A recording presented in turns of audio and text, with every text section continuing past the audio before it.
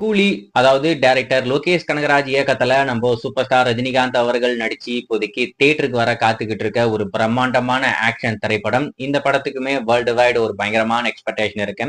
இப்போதைக்கு இந்த படத்துடைய படப்பிடிப்பு வைசாக்ல பண்ணிக்கிட்டு இருக்காங்க. அந்த ஃபிளட் வந்ததுனால ஷூட்டிங் வந்து ஸ்டாப் ஆச்சு. மீண்டும் அதனுடைய ஒர்க்லாம் ஸ்டார்ட் பண்ணி ரொம்பவே சூப்பரா ஷூட்டிங் எல்லாம் போயிட்டு இருக்கு அப்படின்ற மாதிரி சொல்றாங்க. அடுத்த வருடம் தீபாவளிக்கு தான் இந்த படம் தியேட்டருக்கு வருமாமா. என்னடா சொல்றீங்க அப்படின்ற மாதிரி எனக்கு தோணுது. ஏற்கனவே என்ன சொன்னாங்கன்னா ஏப்ரல் 14 இந்த கூலி திரைப்படம் வேர்ல்டு வைடு ரிலீஸ் ஆகும் அப்படின்ற மாதிரி சொன்னாங்க.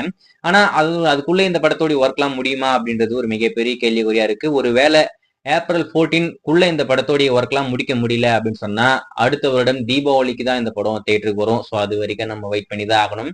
இந்த கூலி படத்துடைய கேஸ்டிங் அப்டேட்லாம் ரீசெண்டா சொல்லிக்கிட்டு இருந்தாங்க. சத்யராஜ், சுதியாசன், அதுக்கு அடுத்து பாத்தீங்கன்னா ஏகப்பட்ட சினிமா பட்டாளங்கள் இந்த படத்துல இருக்காங்க.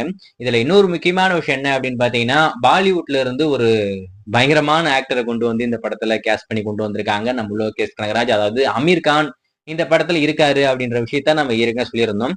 அது இப்போ அபிஷியலாவே கன்ஃபார்ம் ஆயிடுச்சு. அதுல இன்னொரு முக்கியமான விஷயம் என்ன அப்படின்னு பாத்தீங்கன்னா 8 வாரம், அதாவது 2 மாதத்துக்கான டேட்டை நம்ம அமீர் கான் கிட்ட இருந்து வாங்கியிருக்காங்க.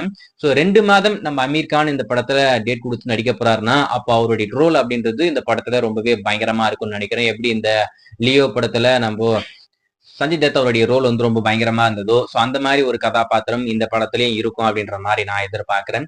ஏதோ ஒண்ணு கூலி திரைப்படத்துல அமீர் கான் இருக்காப்ல. என்னை பொறுத்த வரைக்கும் கூலி திரைப்படம் தமிழ் சினிமாவுடைய முதல் 1000 கோடி அப்படின்ற மாதிரி எதிர்பார்க்கிறேன். இப்படிதான் ஒரு படத்துக்கு எதிர்பார்க்கிறோம். ஆனா கடைசி வரைக்கும் எந்த படமும் அமையல. கூலி திரைப்படம் அமையுமா அமையாதா அப்படின்றத வெயிட் பண்ணி தான் பார்க்கணும். அது மட்டும் இல்லாம இந்த படமும் நம்ம லோகேஷ் கனகராஜ் சினிமாட்டிக் யூனிவர்ஸ்குள்ள வருது அப்படின்ற மாதிரி இன்னொரு தகவலுமே இருக்கு. வெயிட் பண்ணி பார்ப்போம்.